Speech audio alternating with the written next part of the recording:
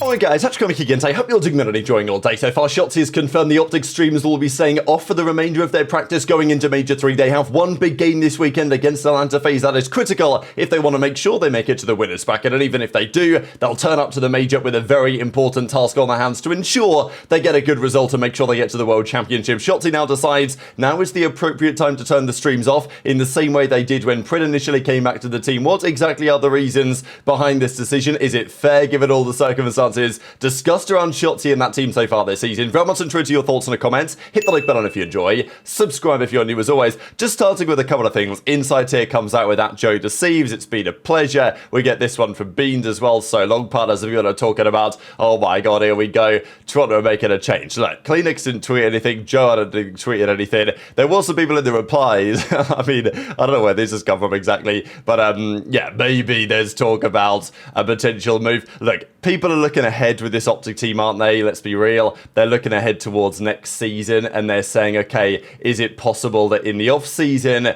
who might OpTic go for? Of course, there's talk about the likes of Simp and others. And yeah, I'm not really sure that JoeDeceives had all that much to say on some of the rumors of yesterday. Not like the rumors were carrying any weight. This though was pretty cool. So obviously yesterday was Tuesday, so the teams are getting back into practice after day off on Monday. And here is the new SMG duo of the Vegas Falcons. How good is this duo? I think it is a question. If you had to rank all the SMG duos in the league, where would these guys stand? I think there was a point in the season where Kremp and Mack looked pretty good. Nowadays that looks a little bit less, you know, clear, let's say. Obviously some of the weaker teams have had some of the weaker duos, but they're getting better, right? I mean, look, they've played one series, they've won a single series, and it was against OpTic, so, you know, sometimes with OpTic just weird things tend to happen. So I want to see a bit more of this duo, but obviously on paper, they seem to be getting along well. I think that's also a key point.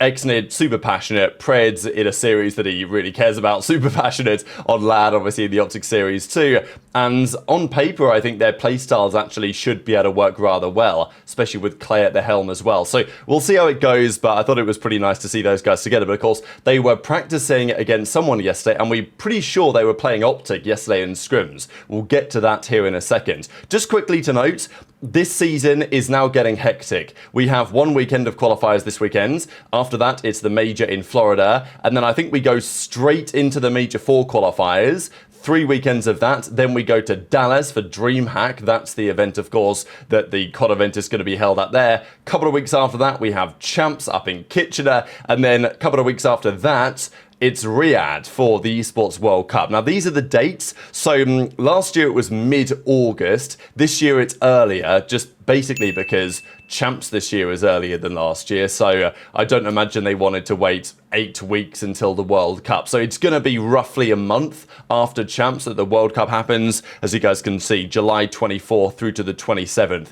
That is in Arena 1. So, you know, presumably the big arena. We've beaten out Honor of Kings, whatever this game is, and StarCraft 2, which I guess is a bit of a dub, but it's a bit of a different game. But it is going to be the same story as last year, where we have Champs and then we have the World Cup again. So, and the roster lock, we're pretty sure for the World Cup happens around about Major 4. So teams will not easily be able to, you know, rock up to Champs, make a change, go to the World Cup. It's going to be real interesting because, you know, let's be honest, the current FaZe team that has won the last 2 events and the World Cup, they would not be the same team if the World Cup didn't exist, because after they came top 6 at Champs last year, they were going to make a change, but they decided, okay, well, let's just see how the World Cup goes. They went on to win it, and of course, since then, the rest is history. They've now won the last several in a row, so that's going to be important. Ravens, as it stands, have not yet confirmed their new player. They confirmed Vivid was gone yesterday, as we know. Look, Dylan Rex is the man coming in, but you know, as it stands, they've still got Vivid in their banner here, and well, I imagine the contract now has probably been signed. They probably got it over to him and the job is done, but of course not in time for them to actually announce it as it stands. They were scrimming yesterday, and to my understanding, at least one of the scrim sets they played was against OpTic. Now, understandably maybe, OpTic weren't going to be streaming that one because they're playing against a team that was not announced. Would love to have been a fly on the wall to see how that would have gone, because we know that Ravens a couple of weeks ago, when they were going through their internal stuff with Vivid, because of the Kenny thing that was maybe going to happen, or maybe not, they scrimmed OpTic, the new OpTic at the time with Huke, and they were getting slammed. Like, OpTic was slamming them mostly in scrims, and that was an issue. They played a couple of times and it didn't go well. So it would be interesting to see how it went yesterday, given that OpTic may be a bit of a honeymoon phase with Skyz seems to have come to a close, and then with Ravens, obviously they're expecting some sort of a honeymoon phase themselves with Dylan Rex in the team. But for Ravens, it is a bit of a longer term vision anyway, because it's not like they're stressing bad about accruing loads of points. And frankly, they're 5th in the standings. If you're 4th or 5th, it doesn't make much difference. You play the same team anyway. You play the other seed. And right now that's looking like Vancouver Surge. So it's a critical matchup that Ravens feel capable of beating Surge, because that is a pretty likely first round game at Champs, is Ravens Surge right now. It could end up being Ravens versus Toronto as well, but likely it's going to be Ravens in the 5th seed and then, Surge or Toronto in the 4th seed.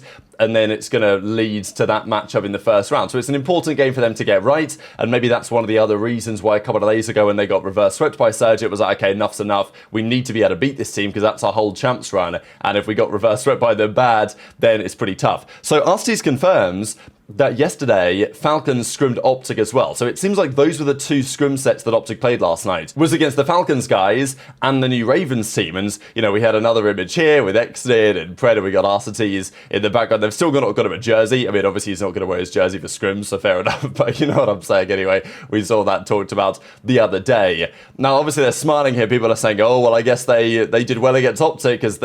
But we don't really know when they put this out. I mean, I'm not sure exactly what the timing of this would have been, even if I haven't seen exactly the time of day that Prexnid posted this to try and work out, did he put this on his story before the scrim or after the scrim? And even then, he might have taken the picture, played the scrim, and then put it on the story later. So who really knows? But and it doesn't really matter anyway, does it? Let's be honest. They could have got slammed in the scrim, and they might still be copping a smile for the photo. But after what we saw a few days ago, of course, it would be interesting to know what happened in these scrims. Not to say that scrims are the be-all and the end-all, but they certainly are relevant to how a team is getting on. I mean, Octane the other day said that he reckons that scrims are about 10% of how good a team actually are in terms of, when you get to a proper big tournament against a big team at a LAN environment. That's, that's relevant. And I think that's probably fair enough on some level. But at the same time, we did see the most recent week that OpTic Scrims, like when they first brought in Huke again and they brought in Skyz,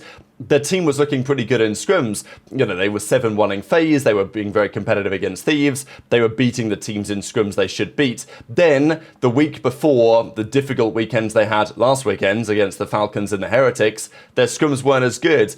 They were seemingly struggling against teams like Cloud9, and, they weren't winning that many maps, and they looked a little bit all over the place. And that seemed to translate into the weekends where they just didn't play especially well. And now we're seeing Shotzzy say, yeah, the streams are going to be going off for the practice again. So obviously a couple of clips about this from so far this year. Shotzzy was talking a lot, so I totally get it, about the importance of stream and practice for the league and the content that it generates. And I think that's true. What frustrates me is that no other team ever does anything. I don't understand why no other teams would even consider turning on the stream in the same way that OpTic do. So, look, but they've decided to make the decision, and Shotzzy doesn't believe that it's going to affect the team. I mean, this is what he said in January. I know for a fact people cannot replicate what my team do. And then he revealed a couple of weeks ago now at the end of March, when they got rid of Pred and all the drama was happening, that when Pred came back, they didn't stream their practice because they thought, oh, let's keep it a secret how good we're going to be. Turned out they weren't very good, and then they were getting slammed so bad that we were like, well, we better not turn the streams on. So that's one of the questions of today, is that, okay, Shotzzy confirms they won't be streaming scrims. Is this all part of the plan, or is there a reason for it? No. Chat, we're not streaming. Well, I didn't stream yesterday to tell you guys, but we're not streaming scrims this week because we're going into the major. I mean, I said it before, but I don't think I'll be streaming scrims leading up to the major,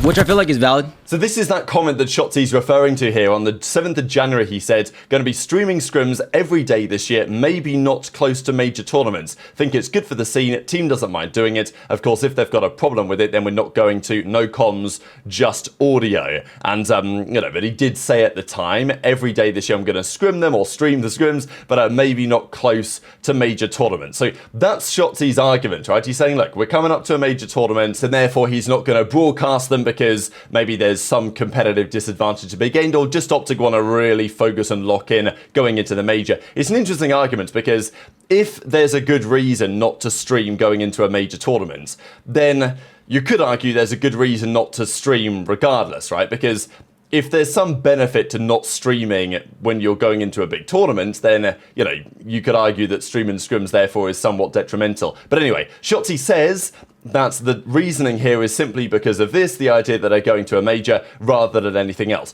Do we fully believe that? What do you guys think in the comment section below? Because there would certainly be an argument that says that the reason why they've turned them off is because, you know, it's not going so well, or they want to fully lock in and they don't want the level of criticism that surrounds potential poor play. At the end of the day, I think they, you know, we talk about the final push every year. Teams talk about, oh, it's the final push towards champs, right? They talk about that in the couple of weeks preceding champs. They're really locking in, you know, putting in all the hard graft to, you know, become as good as they can be for the big tournament of the year.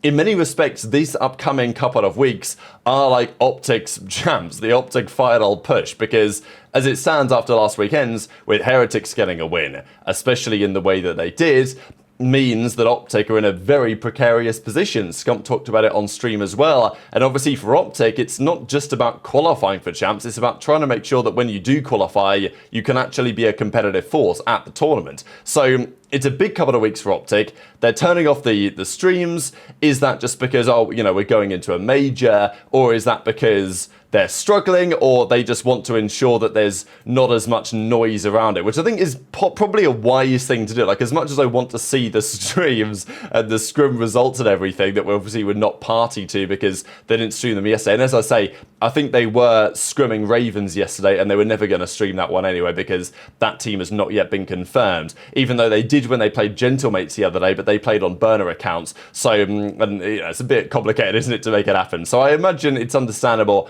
what they've decided to do. But with OpTic currently sitting 8th in the standings, it's a massive couple of weeks, and look, however these scrims go, the eyeballs are going to be on them more so than ever, really. I mean, when OpTic used to scrim in previous seasons and they'd occasionally stream them, they'd be beating the majority of teams they'd play without too much difficulty. The streams that people really wanted to see was when they were scrimming FaZe or scrimming Thieves, or, you know, maybe not, obviously Thieves this year better than previous years, but you know what I'm saying, right? Whereas this year, every single scrim set is potentially a topic of conversation that, oh, like if OpTic lose it this way, or if Skyz has a stinky map here in this control, then people are going to be talking about it, right? So I totally get if I'm OpTic trying to cancel out some of that noise, and they probably need to give their absolute full focus and attention to resolving some of these situations. But the way that Shotzzy says it implies that after the major, the streams might be back. And, well, my opinion is that depending on the results of the major, the scrims or the streamed scrims may or may not be back. So very much interested in your thoughts on all of this stuff in the comment section below. Hit the like button if you enjoyed, subscribe if you're new, take care, and I'll see you next time. I have a push, you're good, you're good. Oh my god! I have one shot. Last guy's two. Oh my god! Calm down, dude. Calm down, I'm pinching. Oh my god! Oh my god, dude, one shot, one shot, one shot. No, look at me! Oh my god, somebody. Oh! Oh my god! No one can kill me! You can't damage me!